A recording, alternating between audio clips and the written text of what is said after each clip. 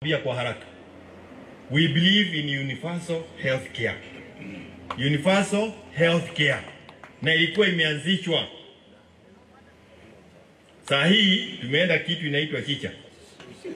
Unaguswa chicha, mara chicha nini hauelewi. Na tukirudi katika mamlaka, na tutarudi katika mamlaka, we will ensure that there is universal health care. Na huyu jamaa huyu anaelewa.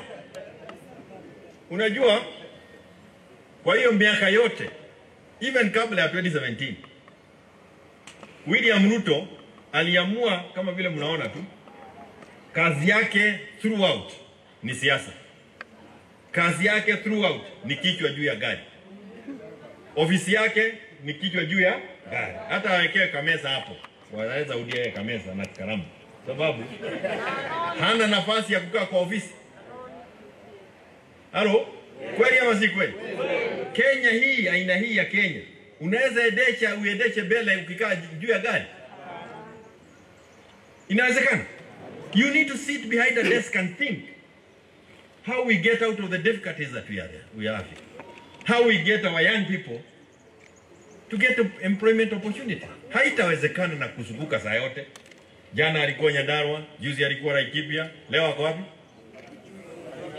Ako Kirinyaga, kesho ako wapi? Kesho atakuwa wapi? Pengine Kiambu, siku hiyo nyingine arudi Bungoma, aende Kakamega, aruke Lamu, akiwa Lamu aone Mary, aigie Mary, msikia kwa Saudi Arabia. Halo? Mnasikia? Utafanya kazi dini ya Kenya. Wacha niwaambie ile siri ilifanyika. Wakati Mheshimiwa Uhuru aliona tabia ya huyu jamaa, na akasema yeye hataki furugu kama ile iliwekwa kwa Gachagua. Akasema Fred, kuja. Wewe kuja chair the cabinet subcommittee. Fred Matiang'i ndio alikuwa chairman wa subcommittee ya cabinet. Miaka 10 William Ruto akitangatanga. Sioni kama mmeelewa. Mnaelewa? Kwa hivyo tukisema mambo ya health, Matiang'i anajua kwa sababu yeye ndiye alikuwa chairman wa committee yote. Tukisema mambo ya education, anaelewa kwa sababu alikuwa chairman ya he chaired the subcommittee. Kwa hivyo tukianza kusema mambo ya health, universal health care, ukisema hivyo anaelewa, anajua pahali walikuwa wamefikisha, alikuwa anajua pahali pesa ilikuwa inatoka, anajua ilikuwa iende wapi. Si mambo ya kuleta chicha. Na hiyo application ya chicha cost you 104 billion. Peke yake 104 billion. Mambo ya social protection programs mnayajua. Hii kazi kwa vijana tulikuja tukaambiwa you cannot subsidize nini, you cannot give subsidies na mambo mengi kama yale. Mnakumbuka hayo? Tulikuwa na kazi kwa vijana. Kazi mitaani, kazi kwa vijana. Mnaelewa ni kusema nini? Ilikuwa kusaidia watu, sio ati wafanye kazi kukata mitaro, lakini you work to get something from government so that your family, the household, has some money in the evening ya kununua chakula. As the economy is improving. Kwani kazi ya serikali ni nini?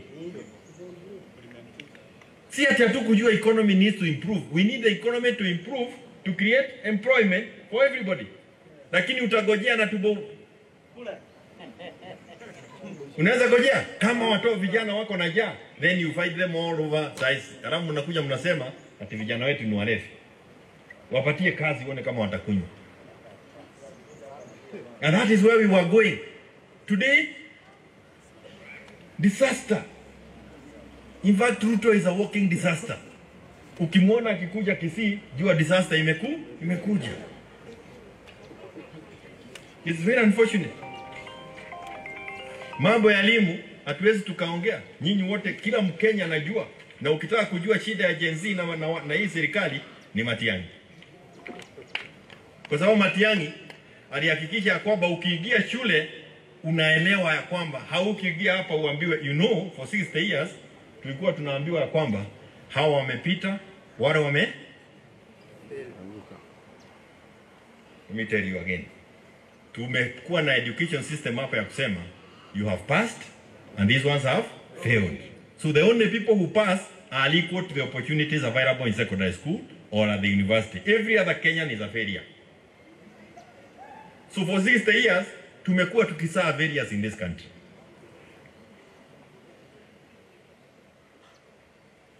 Matiang'i came and made it clear to us, whether you have an A or a D, you have what in this country.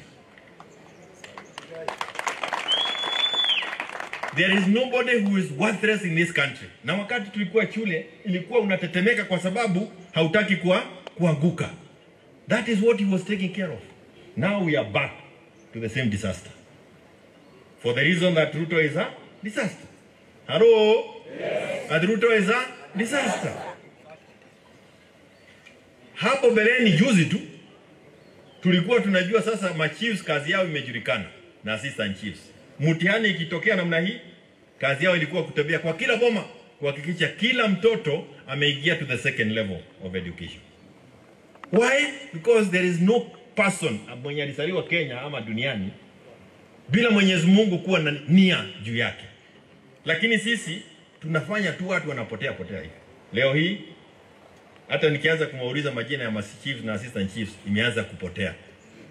We had 100% transition from primary to secondary, from secondary to tertiary university and tertiary colleges. TVET na vitu vingine. Hayo mambo yote ilifanywa na nani? Matiang'i. Matiang'i wameshikana na ule mzee alituaga. A wonderful man who left us when we really needed him. Alikuwa anaitwa nani? Nani? Professor? Na hata nyinyi ni kani.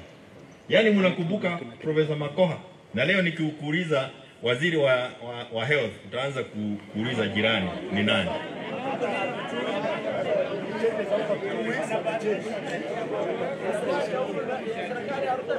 Wote wamegogwa chicha. Hello? Ada Matiang'i. TVET institutions increased from 753 to 2,401 in this country. Leo hii, we have 520,000 students by 2022.